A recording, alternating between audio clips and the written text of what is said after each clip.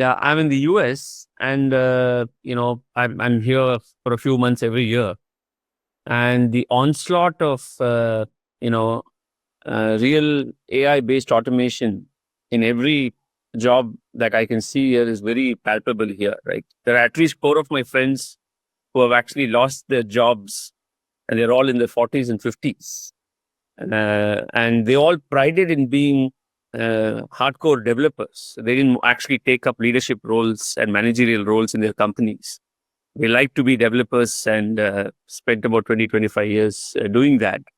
And suddenly, a lot of them are trying to reinvent themselves because the industry is going in a very different direction when it comes to what they truly need people for.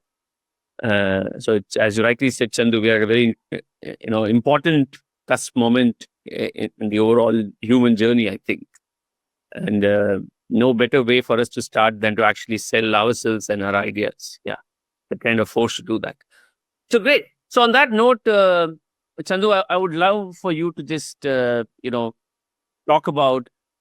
I'm sure you're probably meeting scores of startups every week and every month, and then and you are trying to help entrepreneurs scale and succeed, right, in their journey. And of course, you're being a catalyst to that reaction by being an investor and mentor, advisor, etc.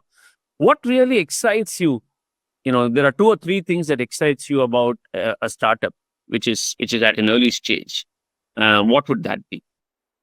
Okay, so I have to look at it from 2-3 points of view. Okay, one part of me is the very rational, very logical kind of an individual who wants to finally at the end of the day make money on money. So Yeah. it's very important for us to not only have return of capital, which is the first thing, that whatever money you do comes back, because that's important. And secondly, return on capital. Because for me, at this stage, it is that this money is not going to be essentially used by me for my lifestyle. It's money that I use again to repurpose into the same pool of entrepreneurship. So making good use of that money is first and foremost very important. So, okay. So I think the entrepreneur who's taking that money should be very responsible and cognizant that he or she has a fiduciary duty from the person that he or she is taking the money from, to see that they are accountable and responsible to return it, and to return it with some kind of with something on top of it, so that I can give it to other people in turn. That's the first part.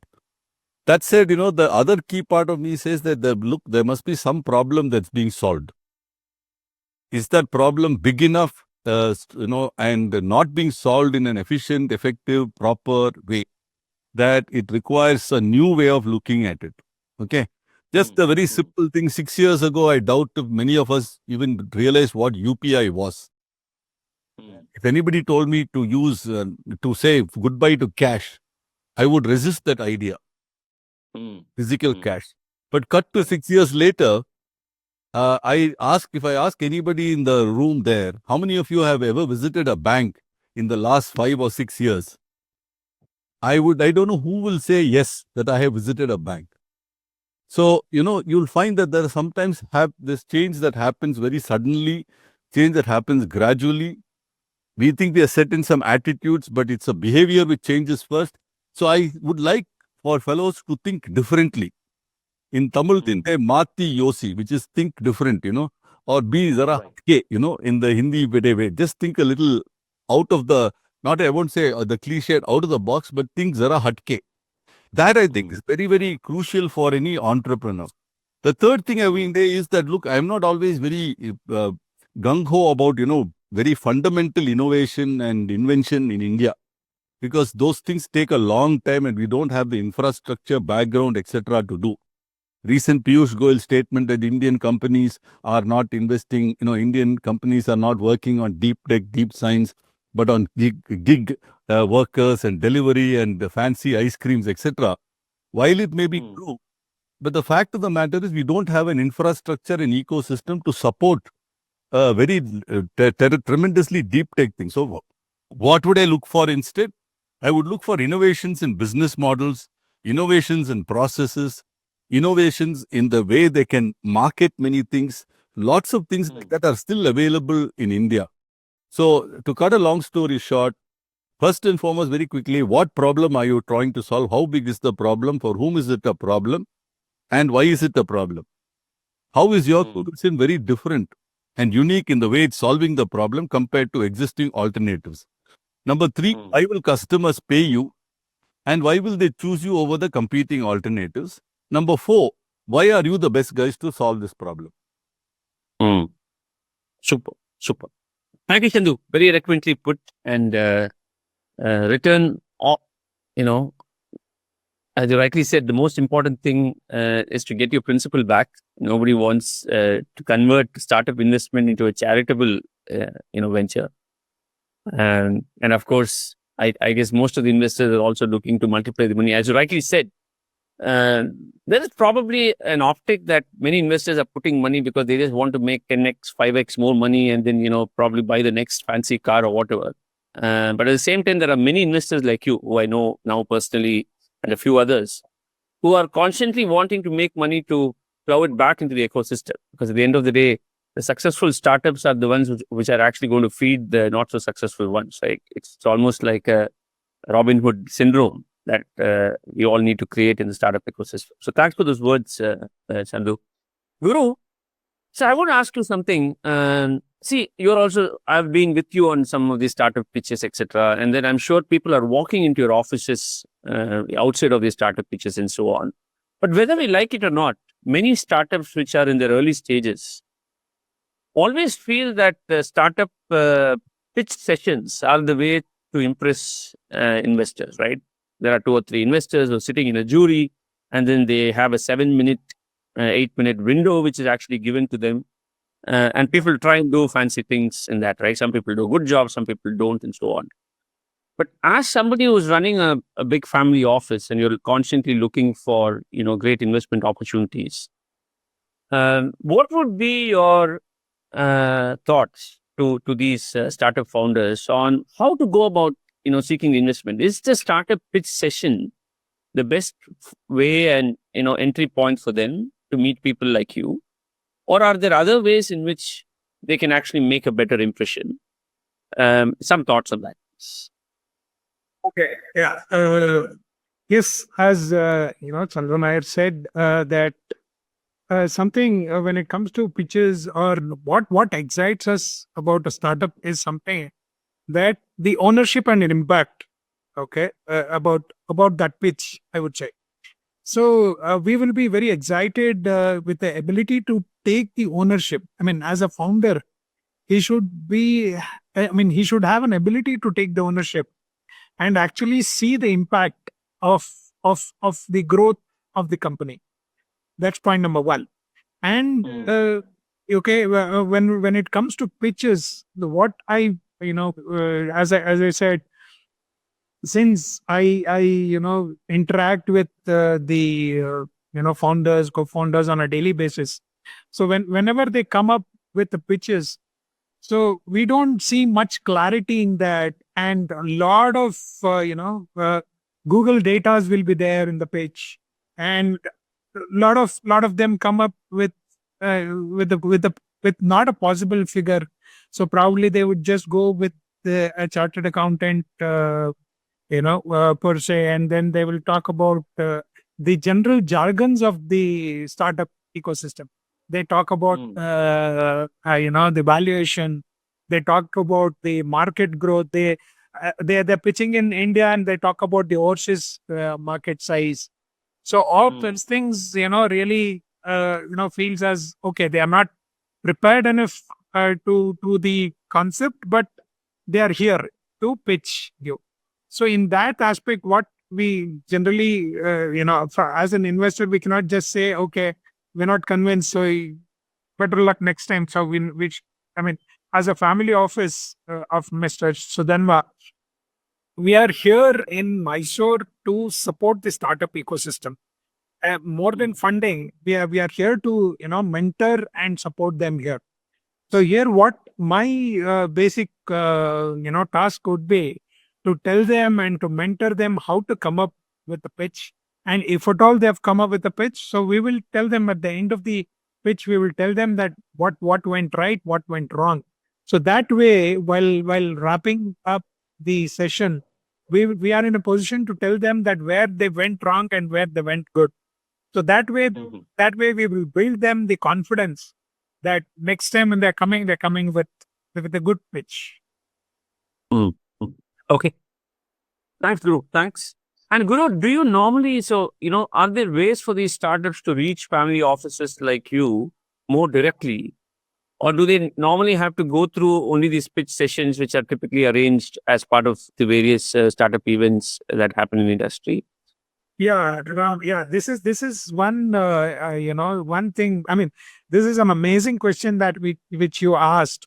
See, as a family office, I mean, family office as a term is pretty new to Tier 2 and Tier 3 cities. But for Tier 1, like Mumbai and Delhi and metropolitan, I would say. So there, the family office term is very, I mean, it's been there from quite some time. But for here in Mysore, family office is something that is there to support them, not with respect to only funding and ROI part. So family office is a very casual, environment where as a founder, I mean, as Sudhanva sir, I mean, why I take example is like Sudhanva sir himself is an entrepreneur who has come from scratch to wherever he is today. So he understands the pulses of the founders. So we at the family office, we are very casual and we are open to take pitches even if they are not prepared enough. As I said previously, even if they are not prepared themselves to come for a pitch. So they can always, we are always open. Our offices are always open. So I am somebody who heads and mentors the startup before the funding. So I will make sure that whatever they have come up with. So see, definitely they will have a very clear understanding and mentioning about that startup, but to articulate it in a right way, probably they wouldn't have been in that space. So again, to answer this question, so we are always open. I mean, as such, there is no any rigid guidelines or, there's no appointment required as such. So yes, they can always, reach me here and I'm always open to hear them. Yeah. So thank you for having open office, Guru. And I'm sure we can go back to them with certain ideas on how to reach family offices like you directly. Because I think there is some kind of a fatigue which is setting in the startup ecosystem with all these pitch sessions and all that. And I speak to so many startup founders who feel, sir, I've gone and pitched in so many sessions and I don't know what else to do. Which leads to the next question, Chandu, which is some of them say that, there's an initial interest they're able to create, but that eventually fizzles out. Either because the person who came for that pitch session gives a number or gives a mail and says, get in touch with us. And then they try doing it. And then, probably because of other commitments that the investor may have, it may not be priority. Or to the point that Guru said, sometimes you don't want to be too rude. And then you say, okay, great, and all that. And then things don't move on to the next level. So my question to you, Chandu, is, are there some clear things that you have seen in some of the, relationships that you have forged with startups on what needs to be done to convert an initial interest into something more deep and potentially leading to, funding and investments? Okay, so this actually is, I would tell first and foremost, a pitch is actually one step in a journey. A lot of people mistake it as the only step or the most crucial step, but it is like a farmer. Okay, if you want to get a good harvest, everything starts with how you prepare the land in the first place before you even plant the seed. So there is a fair amount of cultivation and nurturing that is required on the part of both the investor and the entrepreneur. I'll explain why. The really good entrepreneurs, you have to go find them. This is like, I was just using this example yesterday. If I go to Kabini in the month of March and April, when before the rains, my chance of seeing a tiger is very high. Why? Because the list of places where the water is available is very few. So to know that the tiger has to come to those watering holes. As opposed to when I go in the month of end of, in the middle of June onwards, there's water everywhere. Correct. So for the good entrepreneurs, there's water everywhere. So you have to go find it. Okay, which means you have to cultivate that that relationship, build a certain brand and a certain credibility for your own self and the network or the entity you represent. So for the good entrepreneur, the options are many. So that's one part of it. But even for the good entrepreneur or the other entrepreneurs, they also cannot go cold to an investor. They also need to prepare the ground. They need to cultivate it. They need to nurture it. So, and then many a times you also don't do enough adequate research on the investor. You do a spray and pray. I would get a sharpshooter approach. Check which investor is investing in your area. What is his or her track record in that area? Speak to founders in that area. Find out, what kind of investor would suit them. What should I be prepared for? Look at third-party websites, Traction, VC Circle, whatever, to see what is the kind of deals that are taking place at what valuation, what is the kind of terms, etc. A lot of people just come in, and then they say, look, I'm hungry, feed me. I think that kind of approach of just going in and say, I will take whatever you are giving is a beggar's approach. You have to, you have to be a chooser. First and foremost, understand that if you are a good entrepreneur with a good idea and a good model or whatever, you have the real opportunity to make a considered choice. So on both sides, there's a fair amount of good work to be done. So just let me give you an example. I am based in Chennai and we are with, IIT Madras Research Park is also where our office is, the Chennai Angels office. Right. Even despite being physically there, okay, we still have to do a lot of work with the entrepreneurs and incubating companies there. So what are the things we do? We go and do a general walk around just to see who are the companies. Then we have a deeper interaction with a few of them to understand what exactly are they doing, which stage they are in, what is the technology they're working with, what's happening globally, is a patent being applied for, what's the commercialization, etc. Number 3, we also have practice pitch sessions 6 to 8 months before they are ready for investment, where we sit with them, listen to them. They are free to say whatever pitch they want. We work with them and see how they are, what their pitch is, what their situation is, what is the issue with it. So it is a long process. So a lot of people are thinking, I can just jump in and say, hey, here I am, now fund me. So here's some statistics. Even in a place like Chennai Angels, for many funds, early stage funds, the number of deals which are selected is like 1 out of every 100 to 150. Okay, so that's the statistic, number 1. Number 2, bad news further. When the first pitch comes, the study done by Doxent and Harvard, the average time spent on quickly reading the pitch deck is 3 minutes 44 seconds. So if you are not able to convince somebody that your idea, your proposition is strong enough, okay, in that 3 minutes 44 seconds or whatever, that means you haven't done enough homework. Let me explain to people in the startup world, the young entrepreneurs, in a simple way they'll understand. How do most of us go to decide whether I'll spend 200, 300, 400 rupees on a movie? We go see a trailer. The pitch is the trailer. You have to, based on the trailer, you'll say whether I'm going to spend 200, 300 rupees to spend 2 to 3 hours of my time. So how good have you made your trailer so that the teaser ends up becoming the pleaser? Correct. Super. Very well put, Chandu. Very well put.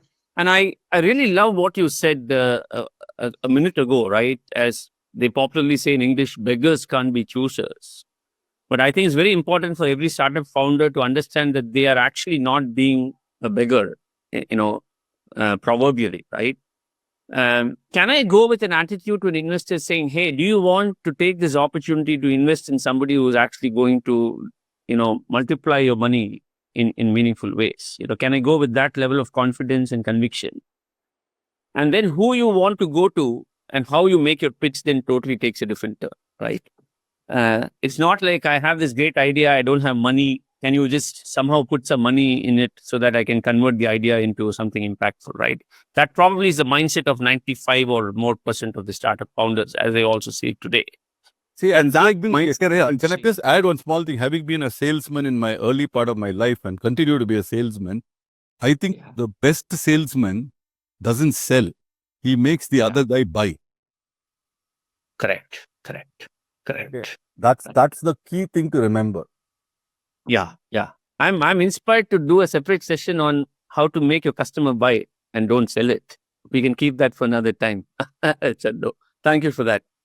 Guru, yeah, I saw you nodding and smiling at various things that Chandu was mentioning. So one point I want to ask you, Guru, is, I'm sure there are ideas that you like, based on the pitches that you see, and there are some founders that sound a little more convincing and seem to have the passion and the conviction, right, and the perseverance and all that. So between what the founder brings to the table as an individual or a set of individuals, assuming they are co-founded, and the idea itself, the potency of the idea, the marketability and the commerciality of the idea, how do you balance between the two, and what is more important to you? Can you just talk a little bit about that? Yeah, Ram. Yes, I mean there are many things that Chandu spoke about when it is the idea versus the passion and things like that. So as a founding member, I always whenever any startup mentoring sessions or anything, whoever I meet, I always, ask them or tell them about 3 C's, which I really want to see in every, startup founder. One is 3 C's. First is the confidence. The next one is the clarity. And the last one is the, customer approach, I would say. So, the confidence is something that, talks more than the idea. But that's again the contradictory here, that few of them will have, very poor pitches, and they themselves will not be, having fair idea about what they're trying to, solve here. But the confidence levels will be really, really high, because they would have just gone through some sessions, or they would have gone through some YouTube videos, and they would have understood that, okay, confidence something will bring in money on the table. So what they do is, without having the homework, they'll come up with a great confidence, and they'll flunk in between the idea. So they themselves will not know what they are trying to solve, or where they are heading to. So this is something that I see on a not on a quietly, very, very rarely I see a proper session. Like, they come up with, I mean, as Chandu said, like 3 minutes, 2 minutes pitch deck, and hardly there you will have 3 or 4 slides in that. So which will predominantly talk about what is their problem statement, what is that they're solving, who are their team members, and what is the customer approach they are making. So, and who are their competitors, and how they are trying to manage the placement of their product. So all these things, and apparently what happens is, there are also other top 3 things which I always look when I mean, to your question again, when you do a deep dive due diligence on the startup. So on that question which you have shared or the email, so founding team and the execution capability, that is something that I look at as the team's background, like how well they are complement each other, and whether they have shown the ability to execute quickly and learn fast. and market opportunity and the timing. Whether they have done the assessment of the market, growth trends, and whether the startup is entering at the right time with respect to the differentiated angle. And other thing is the product traction and the customer validation. So product traction, similar product would have been already been there in the market. But what is the traction that this product will create when compared to the existing product, and the customer validation? So most of them, what happens is, in the during the customer validation, so their family and friends would have just tested their product and they would have said, yes, it's going well. And your idea is amazing. So, but when we actually put that into the market, then most of the time it does not work. So then they say that, okay, things worked before, but now it is not working. But what happens is when they have a clarity of what they are doing and why it is not working, whether they can really tweak it in the small span of time and bring it to the market, these are something that we look up in the founder's mindset, how prepared they are when they come up with it, and what is the confidence level they have. Yeah, super. No, definitely well said, Guru. In fact, I recall, as you were talking, I recall a interview conversation I had when I was 20 years old and I applied for the first job. I actually didn't do very well in the exams, in the written tests. They still called me for the interview. And the HR leader said, of course, I'm not being very modest here. He spoke to me for a little while and then he said, Ram, our company believes in hiring attitude, not so much aptitude, because aptitude, we can change, we can train, But if you have the wrong attitude, and Guru, I go back to a conversation we had with a startup founder a few months ago. When the answer to any question to that founder, you're creating something that has a chemical composition, but you're not even an engineer. His answer was, I built this whole thing. I have confidence in myself. He seemed to have so much confidence in everything, because the founder felt that he's the next reincarnation of, the most the most powerful human being on earth or whatever. But sometimes, I think some people get carried away with confidence. Chandu, my disconnected question to you is, you started off by saying it's very important for me to retain the principal that I've invested. And it's also very important for me to figure out how money grows using my investment so that I can plow it back into the ecosystem, etc. But many startup founders, especially at such early stages where they've not gone to the series of funding that shows them as matured, they're not very clear about an exit strategy, actually, right? Because, in fact, Guru and I were in a session where the startup founder told us, why are you asking about exit when I'm just entering? Exit has to be much later. You're making me think negatively, sir, is what has come into us.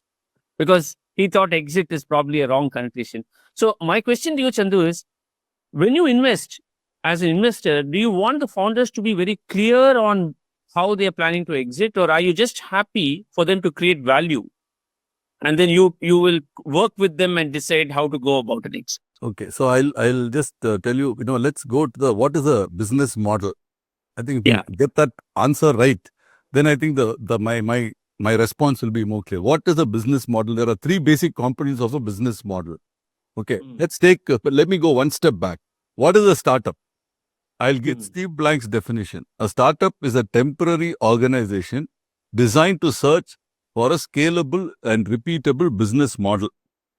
So first and foremost, I understand that it's a temporary organization, which means I myself do know at the time I'm investing at an early stage. And let me again explain to the entrepreneurs there, fellows like me who are early stage seed investors, like even MDH Ventures is most likely to be there. We invest in the valley of death. No product even. Many times the product is still being developed. Forget about product market fit. Okay. So we invested that time. Therefore, we know we are with the entrepreneur in the journey. So once we say, okay, we have to help you figure out the business model has three components. First is you have to create value. Second, you have to deliver value. Third, you have to capture value. Okay. All three components are important. Most times, the entrepreneur himself or herself is not very clear about all of these. So we can help in that journey if we feel that the basic idea has legs and the entrepreneur team has not only, as you rightly said, the attitude, which is most important, but also the willingness to learn and be mentored. A big chunk of entrepreneurs are unmentorable. They are, like you said, they are God's gift to mankind. So we have that issue with a few of them. So we'll have to take that separately. So once that happens, it is our duty as more seasoned investors to help them navigate that journey of further fundraise. Then comes the fourth part we don't want the entrepreneur to worry about, which is create value, deliver value, capture value. The fourth part, which is where investors and entrepreneurs can work together with the help of each other, is how do you monetize all of it for both sides? Okay. And that is our responsibility initially. And we kind of guide and push the entrepreneur, and you'll find within 4 or 5 years, the entrepreneur will have outgrown you. So, as a seasoned early stage investor, we should be like, I always use this analogy. If I ask most people who's Krishna's mother, most people will say Yashoda. Okay. Devaki is forgotten. Okay.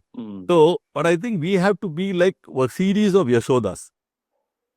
I bring up that entrepreneur to a certain stage, but I should then have the large-heartedness to say, look, now it's time for another more seasoned, bigger investor to take over in one sense.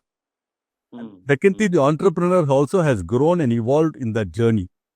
So I need to step back. Okay. So coming back, yes, why I'm talking about the outcome is we should forget the outcome.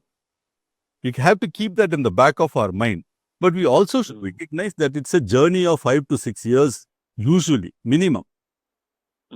Okay. And I will also give some statistics that out of 875 startups, Winos did a study. Out of 875 startups, okay, 75 got funded. Of the 75, only 15 got Series A. And only 5 got Series B and beyond. Let's understand early stage seed investors can get out only at Series B. Okay, which is 5 out of 75 if you are lucky. So look at my hit rate. Very low. Now, an entrepreneur he sees his enterprise, but he doesn't see that there are 74 others. Right? And out of the 74 others, only 4 of them, apart from him, if he's got funded, got the funding. I have to make my money from the 5 in order for me to fund 75. Okay. So I think people need to understand this arithmetic also of this virtuous cycle of money. Correct. We know that losses come first. We know that losses will outnumber the successful ones. We know there will be many in Trishanku land who will neither be dead nor alive. Okay. And then a coma stings for way too long. So we have to keep all that in mind. So I think it's good to understand the arithmetic of investment as well. Yeah. Sorry, I took a little longer than required, maybe. Yeah. So thank you, Chandu. Thank you, Guru Chandu. I quickly want to wrap up with one last question and then maybe give 2-3 questions to the audience, so that we can stick to the time. See, a lot of them here don't come from, big cities, right? Many of them are actually coming from tier 1, tier 2, tier 3 cities. Quite understandably, many of them are not necessarily from IITs and IIMs and NITs, etc., right? But they all come from good schools, with the passion to do something different, So, in fact, eCircle, which is an organization that Santosh and I run, is also focused on, bringing some of these underserved founders and their ideas to the table and giving them a reasonably, a green playground for them to play in and actually become successful, etc. So my questions to both of you, we starting with Guru first and then Chandu later. What would you tell these founders who are actually coming from what I call as underserved areas, right? In some ways, because they are not the cookie cut that the investor is super excited about initially, right? No major pedigree in terms of educational institutions. They don't understand the ecosystem that well, so they're not saying the things that an investor is expecting them to say or understand. So for these founders, how do they continue to stay with their head held high? How do they continue to motivate themselves and Yes. get on to the journey of success? Yes, Ram. I mean, I think this is something that this questions will this question is something that very important today. I mean, not with respect to tier one, tier two, or tier three, any city for that matter. What I personally feel here is, so they need not have to know about the ecosystem. They need not have to know about everything. All if they know about what they are doing, what they are coming up, if they have that clarity and confidence, I think nobody can stop them first.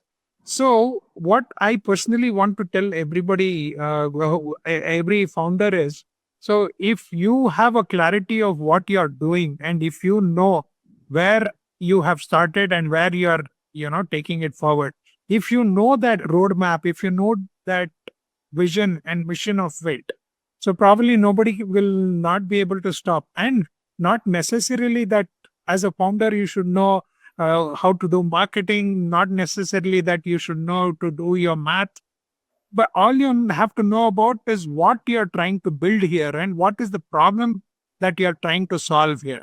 And it's not necessary that, okay, and building an app or building a technology is a startup. It's not like that. Problem solving a small problem can also be something that it's a nation solve the issue.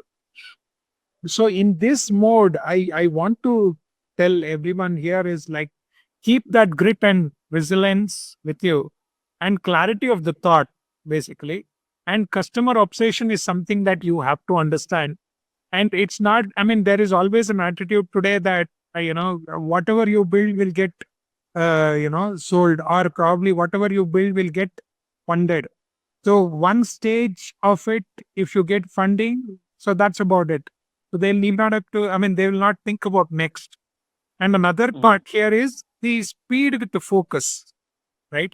The focus is something that is very minimal today. That today they are focusing on something, and tomorrow they think that, okay, I mean, if I build another thing, probably I will have a better focus. So that is something. And first and the foremost, and the last thing, which would be the coachability and self-awareness. As Chandu said in the initial discussion, that they will be so resistant to on the mentoring part. So they don't accept that when we say that, okay, no, this is not the way. So they take it on their ego so much that I know it. So if you are able to fund, otherwise don't comment on my product or don't comment on my idea. So these are something that I want to bring it here. And this is something that I see it on a day-to-day basis. Sure. Thank you, Guru. So I would take your permission to re-summarize this and say, as long as the founder is clear on what they are trying to deliver and to whom, right? Yeah. The various pieces of how you go about doing it, the ecosystem will help, including including the investors or the larger players in the ecosystem. They don't have to obsess about the how part. How do they go about making an impact? But I think they have to be very clear on what impact they are trying to create, Exactly. and to whom and why they think this is the right time to create the impact. Right? Those are the things you have to have clarity on. Correct? Chandu, your thoughts? See, first and foremost, I want to tell entrepreneurs that equity is not the answer. Getting external investment and equity from outsiders is not the answer. Sometimes it creates a new set of problems. It is the most expensive form of capital. I would first say, really think about whether you want to raise capital from outsiders, because it is you're giving away too many things initially. So do you want that? The first focus in my view should be to say, what is the kind of viable, beautiful business I can build, irrespective.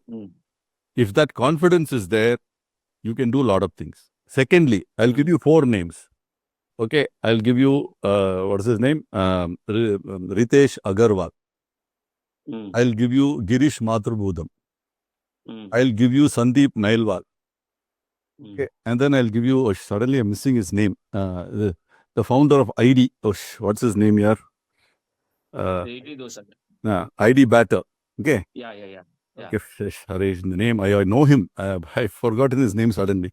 He comes from a small town in the small town from North Kerala. His father is a head load worker. He dropped out of school. Then he managed to get into REC Calicut. Then got into IIM Bangalore. Today he's built a 700, 800 crore thing out of the most conventional product you can ever get in India called idli batter. Girish Mathrubootham comes from a little known college called Shastra in Tanjavur. Again a tier 3 minus town. And he has built one of India's biggest SaaS companies. It's called Freshworks. A lot of people have never heard the name Sandeep Nailwal. He comes from Nainital. Even today, I'm told he can't speak great English. Based in Dubai. Very well-known blockchain company called Polygon. Ritesh Agarwal comes from a tiny town somewhere in the back of beyond in Odisha. And he has built Oyo. I think in today's world, you don't have to worry about where you are. Okay, if you go by all these guys, there are even Mustafa is the guy, right? You guys know. Mustafa, correct. I know Mustafa. So all of them, you take the businesses, they're quite different in some ways. But each of them, from a back of some very small places, have actually not forget about well-known institute. They're not at all known, except maybe Shastra to some extent. They build businesses, okay? So I personally think it is today, like I went to Nagaland recently, and one of those ladies over there, in the faculty development program said, we are sitting here, what do we know? So I said, what do you want to do? She said, I want to take Western fashion in a Naka style to the rest of India. And I want to build an app and I don't know what to do. In front of her, I used AI and showed her that a basic structure of an app could be built in 7 minutes. Okay. Now I'm saying that today you have access to the tools that I, sitting in a tier 1 town, have anywhere in the world, most of the places, right? You have a supportive ecosystem. Number 3, you have a lot of free money. There are government grants. I work with an incubator. I'm on the board. We deal with 8 different central government departments and the local state government. The amount of free money and the number of schemes for different kinds of entrepreneurs is not funny.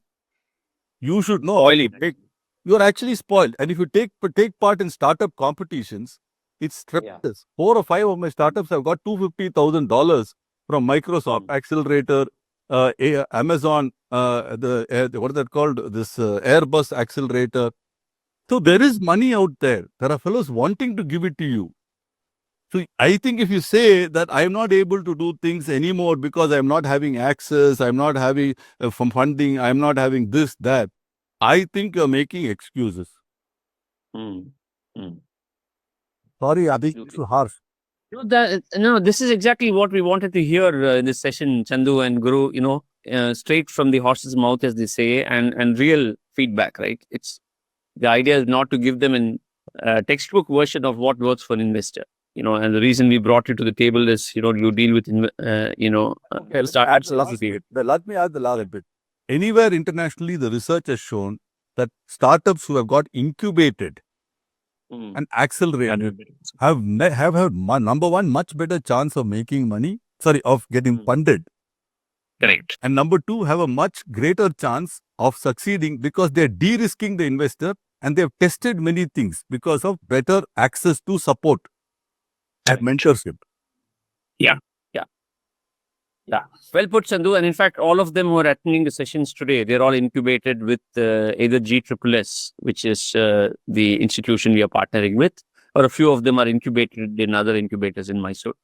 So on that note, thank you so very much, Guru and Chandu. This conversation can probably go on for much longer because you have so much of insights to share.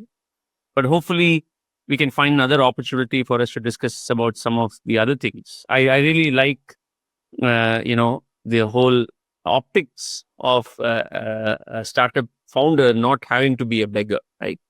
Don't beg for your money, demand it. And how we go about doing that is something, we can think about later. Maybe a quick two questions, three questions that we can take from the floor. I would love for Rishikesh, who's the CEO of the startup incubation at GSSS, to maybe take one or two questions from the audience there and just pass it on to us so that we get to hear from the investors themselves. Rishi, would you be able to do that? Yeah. Yeah. Nobody needs to be forced to ask a question, but Rishi, if you have anything in your mind, Vivek, any of the other GSSS management team there, or Santosh, based on whatever happens today, if there are some questions that have come through, feel free to share it with the. Okay. Sir, we had pedigree with. Can you hear me now? Yeah, clearly. Go ahead. We have an incubator who is adding a question. He has told it earlier also for the loop. You would try to ask it now, sir. Your publish. Sure. With behalf of him. So, are Indian investors, VC, angel, really interested in elevator pitch in a storytelling format about our company, product, or vision? We get to learn this through so many sessions, but reality is quite different. Should I repeat? I got the question. I know Chandu or Guru, you got the question. This gentleman is saying, I'm assuming it's a gentleman or a lady, is saying that we are always told in textbooks that you need to have a great story and narrative about your pitch, right? It's not, so that it resonates with the investor. But in reality, he's saying that all this storytelling and all is poo-pooed as, I like your stories, but it's not what excites me. So he's saying there's a conflict between what they read in textbooks or what they're typically told to present their pitch as versus what actually works with investors. Did I summarize that right? Yeah. That's what, sir. Yeah. Okay. Can I address it a little humorously? So, see, this is like a guy, one guy goes to this Guruji, so very decent Guruji, and he says, Guruji, after the lecture, he gives him, he does that usual sermon and all that, and he says, Guruji, whatever you said is there in this book. Okay. So, you tell me, why do I need a Guruji? So, Guruji smiled and said, ask the book. Okay. Okay. So what I'm saying is, listen, there are many things which are said about so many aspects in life. Every second YouTube video will give you a different kind of an approach. I think we all understand that each of us has a different style. We shouldn't confuse style with substance, number one. Okay. We know that there are some guys who can crack jokes and tell the story better. It doesn't mean he's casual. Only a guy with a serious face who gives only monosyllabic answers doesn't mean he's not capable. Okay. We just have to, as seasoned investors or as whatever seasoned professionals, it's our job also to figure out that, look, the other person may be nervous, may have other issues. So we shouldn't confuse style with substance. Number one. Number two, while I agree that you don't get a second chance to make a first impression, we also know that people deserve second chances in life. Maybe that somebody didn't do a good job the first time. But since we are part of an ecosystem, we are not just, like I said, you cannot just think of it as the one and only interaction with an investor. It's part of a process. So we understand that sometimes somebody doesn't deliver on a particular day. Okay. So it may so happen that on that day something went wrong. So I don't think you should get too caught up in this. How should I present it? Storytelling, not storytelling. Those are all, I think, like I said, like I put it in Kannada films, your Ravichandra style is different from an Upendra style. is very different from your KGF director Neil style, Prashant Neil style. Each of them has very different styles. How do I say this fellows is the only way to do it? Which is where I think the content matters, right? The delivery style can change, and that exactly defines whether a movie is successful or not. Right? Yeah, super, Chandu. Guru, anything?